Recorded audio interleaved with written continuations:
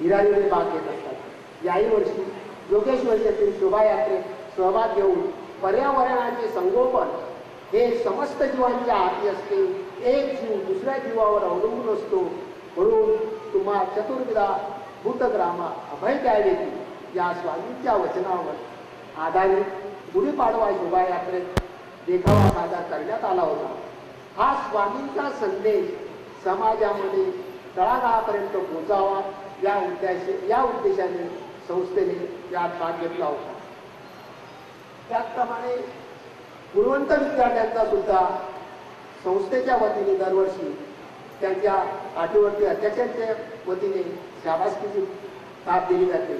यावर्षी सुद्धा मुंबईमध्ये न कार्यक्रम घेता फलटण सारख्या आपल्या पवित्र ठिकाणी रंगशिळा मंदिरामध्ये बाळासाहेब आंबोले हे नगराध्यक्ष फलटणचे आहेत, यांच्या अध्यक्षतेखाली हा सोहळा आयोजित करण्यात आला होता।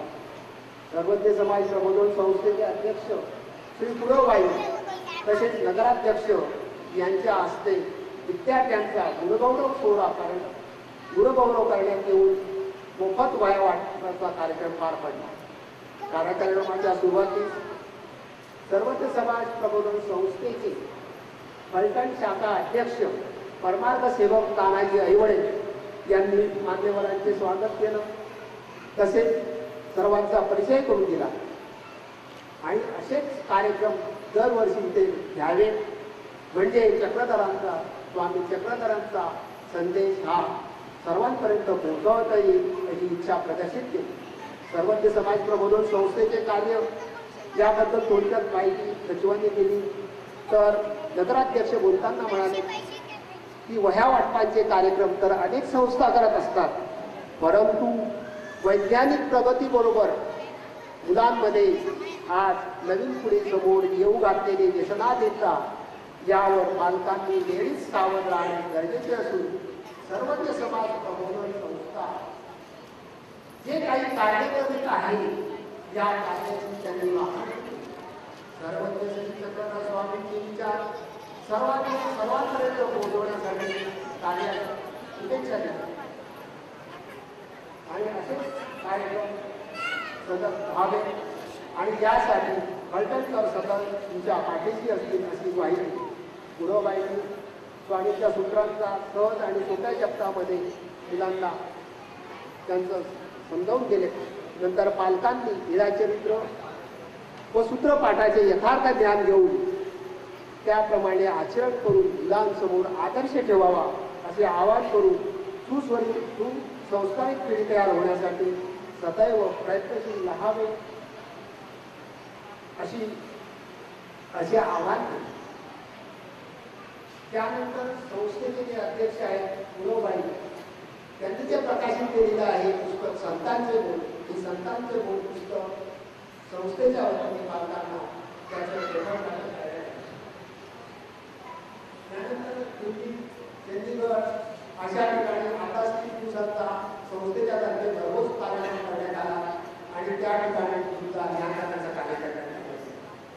हे सर्व होत असताना आज कार्यक्रमाच्या निमित्ताने आम्ही वेगवेगळ्या ठिकाणी वेगवेगळ्या आपल्या मंडळीच्या आपल्या ठिकाणी होतात चर्चा होतात। त्या चर्चेच्या निमित्ताने एक प्रश्न मनामध्ये येतो की खरोखर आपण सर्वजण आहोत वास्तविक आहोत का? आणि जर आहोत असं जर आपण म्हणालो तर मग स्वामी म्हणतात की येथे अधीन होते येथून म्हणते तिथे ते अनुसरण। मग मुद्दा असं येतो काय म्हणते आणि काय म्हणते हे जाणून घेणं आणि त्याप्रमाणे वागणं हे त्याप्रमाणे वागणं हे आपण केलं पाहिजे। इथे मला फक्त एक बाब स्पष्ट इथे सांगायची आहे की आपल्या पंथामध्ये वेगवेगळे भावनिक कार्यक्रम होत असतात, तर इथे आज हा भावनिक कार्यक्रम नसून इथे तुम्हाला विचार करायला लावणारे मुद्दे मिळणार आहेत, मंथन करायला लावणारे विचार मिळणार आहेत। त्यामुळे आपण सर्वांनी प्रत्येक वाक्यांनी सांगितलेलं लक्षपूर्वक ऐकून त्यानुसार आपण त्याच्यावरती विचार करायचा आहे म्हणजेच आपण इथे बहुमूल्य आपला वेळ खर्चून इथे जे आलेला आहे त्याचा उद्देश त्याचा सफल होतो. आपण सर्वजण सर्वज्ञांचे विचारांचे वचनांचे आपण पालन आचरण किती करत आहोत हा प्रत्येकाने ज्याचा ज्याला त्याला विचार करावायचा आहे, स्वतःला विचारून ठरवायचा आहे. इथे मला असं म्हणायचं आहे की इथे अनुसरलेला म्हणजे देशदारी महात्मा असा अभिप्रेत मी करत नसून स्वामींच्या वचनांचे जे पालन करणारे आहेत त्यांच्याबद्दल मी बोलणार. वेशधारी महात्मे हे तिसऱ्या धारेवरून चालणारे आहेत असे समजून आपण फक्त जे गृहस्थाश्रमी आहोत त्यांच्याविषयीच आपण बोलणार आहोत. इथे जमलेल्या सर्व अच्युत गोष्टींना माझी विनंती आहे की आपण स्वामींच्या एक एक सूत्राचे सूत्र समजून घेऊन त्याप्रमाणे आचरण करणे व त्याचा प्रचार करणे हा ज्ञान प्रचार करणे हा ईश्वराच्या प्रेम प्राप्तीचा उपाय आहे. आणि म्हणून आपण त्या मार्गावर तर उभे राहण्याचा प्रयत्न करूया. जे ज्ञानी आहेत त्यांच्याबद्दल मी बोलणारच नाही, परंतु ज्यांना ज्ञान लालसा आहे अशांनी संस्थेच्या गोरेगाव येथील कार्यालयात दर शनिवारी 4 ते 8:30 पर्यंत होणाऱ्या सत्संगात भाग घेऊन परमार्थ सेवक पुरोबाई यांच्याकडून यथार्थ ज्ञान समजून घ्या. स्वामी म्हणतात कर्म धर्म विधी विको परिकजुनिया परमेश्वरा शरण गाव. इथे कर्म म्हणजे काय, धर्म म्हणजे काय, कोणते विधी कोणत्या विधींचा त्याग करायचा आहे, कोणते विधी करू नये, विको म्हणजे काय, सेवादास्य म्हणजे काय, हे आपण जाणून घेतल्याशिवाय आपण आचरण तरी काय करणार आहोत असे मला वाटते. माणसाने माणसाशी माणसासारखं वागलं पाहिजे म्हणजेच मानवता धर्म पाळला पाहिजे. आणि या कार्याचा छोटासा भाग म्हणून संस्था गरीब गरजू असे जे रोगपीडित आहेत अशा रोगपीडितांना संस्था दरवर्षी शक्य असेल तेवढी मदत करीत असते. आणि म्हणून या कार्यासाठी चक्रधर प्रेमींना विनंती आहे की त्यांनी या कार्यासाठी सढळ असते संस्थेला मदत करायची आहे.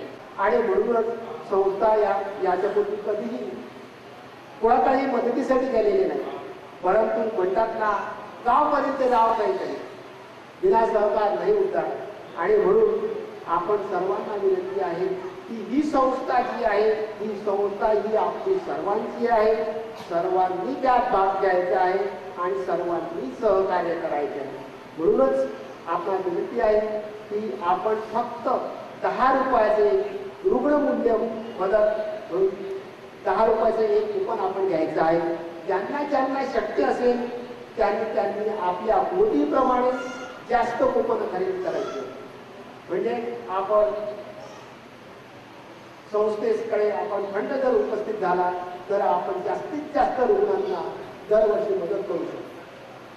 आणि म्हणून सर्वांना परत एकदा पुनश्च विनंती करेन की आपण तिथे बाहेर पुस्तकांच्या स्टॉलच्या बाजूला कुपन ठेवलेले आहेत. आपण प्रत्येकाने कमीत कमी 10 रुपयाचे एक कुपन तरी खरेदी करावं अशी आपणास विनंती आहे. मागील वर्षी याच कार्यक्रमामध्ये चक्रधर भवनाची घोषणा करण्यात आली होती, आपणास आठवतच असेल. त्यानुसार लवकरात लवकर चक्रधर भवनाची वास्तू होईल आणि करता परमेश्वर आपल्या सर्वांच्या पाठीशी आहे. परंतु ही जी वास्तू आहे चक्रधर भवनाची, ही चक्रधर भवन म्हणजे मंदिर नसेल तर हे ज्ञान मंदिर असेल. आणि या ज्ञान मंदिरामध्ये सतत फक्त ज्ञान दानाचंच कार्य चालणार आहे. तर हा भावही आपल्या परमेश्वराच्या मंदिरी लवकरात लवकर सुरू जाणार आहे. हे आता त्याचप्रमाणे या भवनामध्ये जे बाहेर गावामध्ये येणारे आपण बघतो की बाहेर गावामध्ये येणारे मुलं असतात, त्यांचे पालक असतात, त्यांच्यासाठी उघडलेले आहेत. आमच्या आजूबाजूचे लोक आमच्याकडे येतात, त्याची सोय देत नाही किंवा शिक्षणासाठी किंवा रक्षणासाठी येत असतात, त्यांच्या पालकांची पडण्याची सोय नाही. अशा या लोकांसाठी तात्पुरती सोय चक्रधर भवनामध्ये करण्याचा हेतू संस्थेने मानलेला आहे. म्हणून मी आपल्याला बरेच की आपण झुकलेल्या मानवता धर्माच्या कार्यासाठी आपल्या महिलेच्या मदतीसाठी आपण विकासाची मदत केली आणि ती मदत का करतोय तर उपलब्ध आहे तर सर्वांनी प्रत्येकाने कमीत कमी 10 रुपयाचे कूपन घ्यावं आणि आपल्या प्रत्येक गावागावामध्ये खेड्याखेड्यामध्ये आपल्या सर्व कार्यकर्त्यांनी आमचे जे विभागीय कार्यकर्ते आहेत विभागीय अध्यक्ष आहेत त्यांनी आजच इथे सर्वांनी विचारायचं आहे की बाबा आम्ही हे सर्व कार्य करू आणि इथे जेव्हा आपण भाषण करणार आहोत तर आमच्या अध्यक्षांना आम्ही विनंती करू की त्यांनी या भाषणामध्ये उल्लेख करावा आणि या कार्याचा जास्तीत जास्त प्रचार करून आपले कूपन पण कमवावे आणि ज्ञान प्रचाराचा कार्य करावा एवढं येऊन मी आपले 2 शब्द संपवतो आणि पुढील आपल्यासाठी जे काही कार्यक्रम आहे त्यांचे विचार आपण एकावेळी विनंती करतो.